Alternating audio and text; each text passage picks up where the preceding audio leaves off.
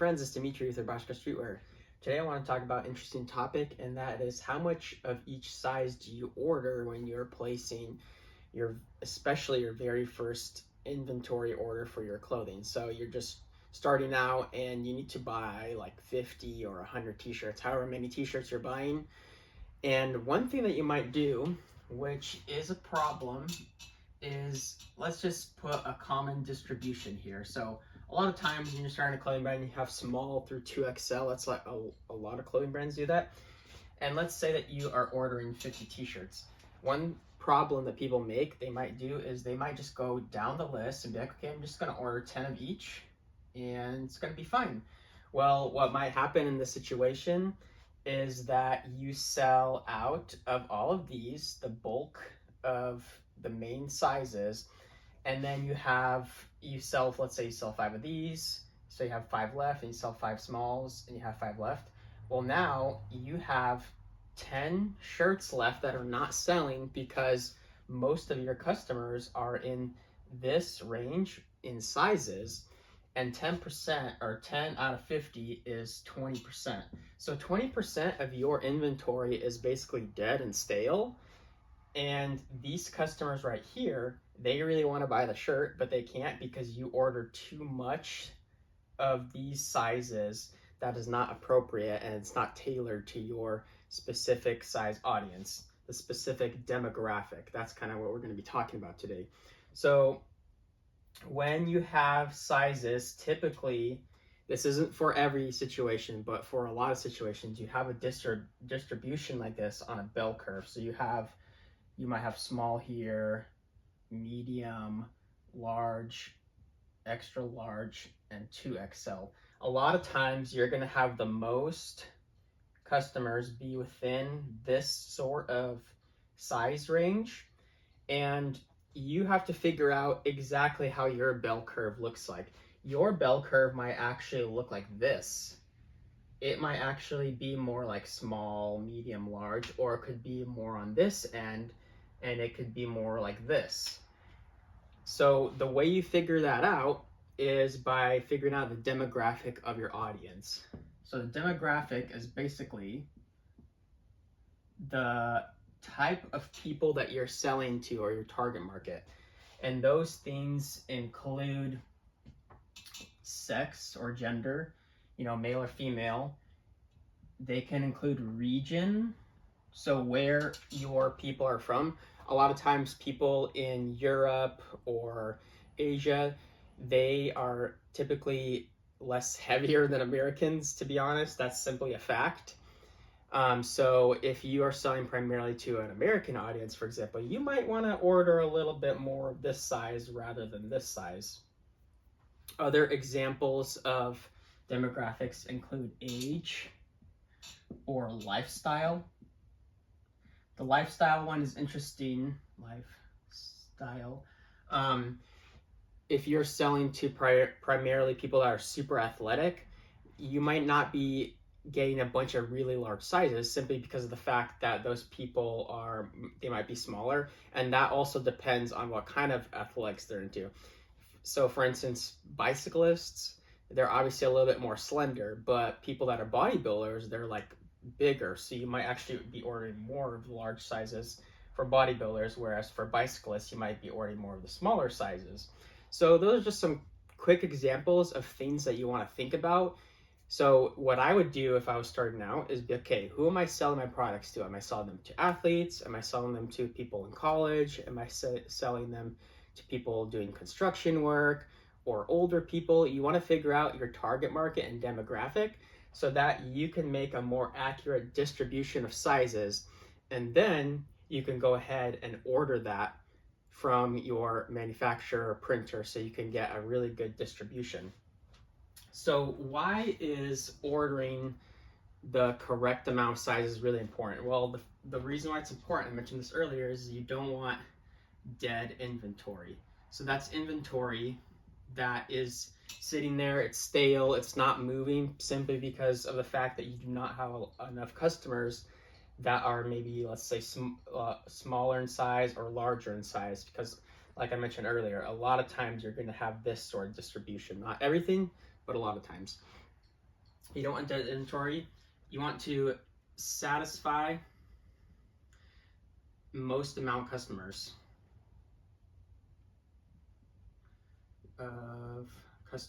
So in this example, you have those 10 shirts that are not moving.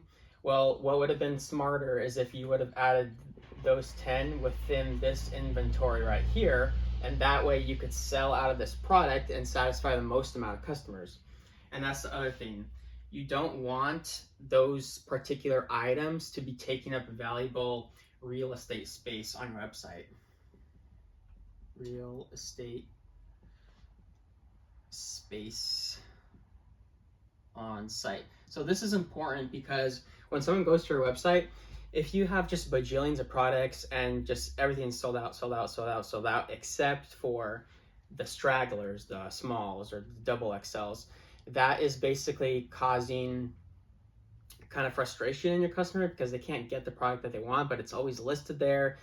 And then they might be checking it every week because they really want it, but maybe it's a limited item and you're not going to print it again, but then you still have those stragglers and they stay on there for months and months and months, maybe a year or two even. And then finally someone comes along and buys it.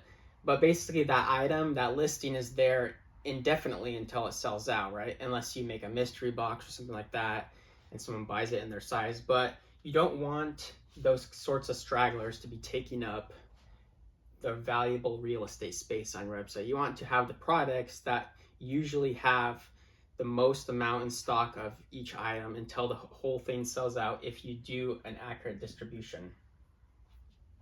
So I'm going to give you some other examples of things that I might do when I'm ordering t-shirts. So for instance, this one is kind of a good example of a general audience, like people from ages 15 through 29, and let's say that they're male too. This is a good kind of distribution. You have small through double XL, but let's say that you're selling to women that are ages 15 through 29, so females. Your distribution might be something interesting. It might be something like this. You might actually sell extra small. For me, I don't sell extra small because I basically have no requests for that. I've had maybe 1 or 2 requests for that, but my audience is not that small. They prefer these sizes, so I don't offer that. But if you're selling to a demographic like this, women ages 15 to 29, that's definitely something you might want to add because women are generally smaller in stature. Then you might have small, medium, large, and extra large, and you might get rid of the 2XL because you don't have that sort of audience member in there. Or maybe you keep it because you have to figure out your demographics. Maybe you do sell to people that are a little bit larger for that. Another distribution that we might do, let's do men ages 30 to 50, right? You might have a distribution where you still have small, but you order like just barely any of them. Maybe you just order like 2 of them. Then you have medium, large, extra large, 2XL, and then you might even have 3XL because a lot of times you might have people that are just much larger in this category for men. As they get older, people sometimes get larger, and this is a new thing that you might add. Right now, I do not offer 3XL because there are some downsides to it, I guess. You do have to, like, the production cost is often a lot more because if you've ever seen a 3XL shirt, it's ginormous. It's like the size of 3 medium shirts when you add it up together. And then you have to also factor in, tailoring your inventory setup to that, the amount of space it takes up, all that kind of stuff. That's something you got to think about. And you also got to think about, how many people are there really in your audience that are 3XL? If you are getting a lot of requests for 3XL, like just a lot, definitely consider adding it in because you might be, neglecting that sort of customer base. And like I said, you do want to satisfy the most amount of customers within your audience range. When you're running a clothing brand, the simple fact is that you're not going to be able to satisfy everyone, but you do want to get it down to like an A-. If you got an A- and you're satisfying 98% of customers, that's a good thing. Maybe if you're only satisfying 90% or 85%, that's not good. You want to keep rising to that level. You want to get as high as you can, but at the end of the day, you're not going to be perfect and you're not going to satisfy everyone.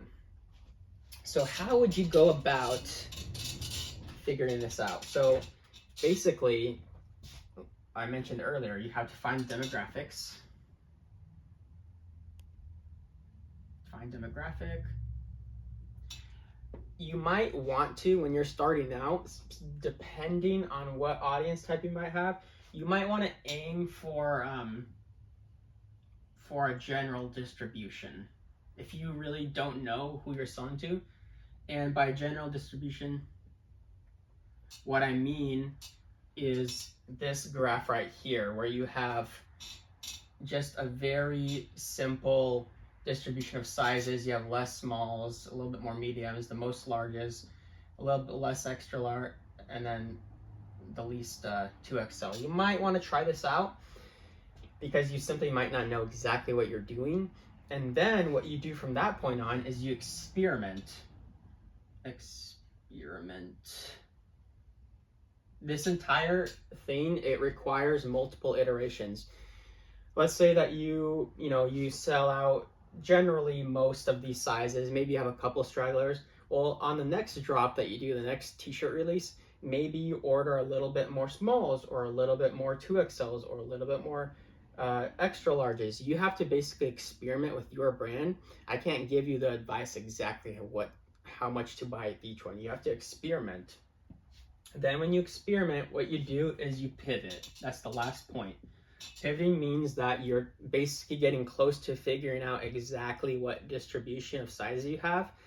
And when you get to the point where you satisfy the most amount of customers and you are selling, let's say you're selling 48 out of 50 t-shirts, 49 or 50 out of 50 t-shirts with your size distribution, that means that you're on the right track. And that means that you're basically there with your distribution, and you should stick to it if you're getting to these levels. If you aren't getting to those levels, let's say that you're back to this point where you're selling like 40 out of 50 t-shirts, but you have like just stragglers of weird sizes. You have to stop, experiment, pivot. Stop, experiment, pivot. This is kind of the steps that you want to do. If you do those things, I think that you're gonna basically be a lot more satisfied as a business owner, because you're gonna be getting rid of inventory, you're gonna go into the new design, your customers are gonna be happy because they're gonna be able to get what they want, and there's gonna be no stragglers left behind. So yeah, that is what I would do if I was trying to figure out how much sizes that I need at each one. And yeah, if you guys got any value of this video, or if you have any comments or questions, you can leave them down in the comment section below, and I'll catch you guys later. Thanks.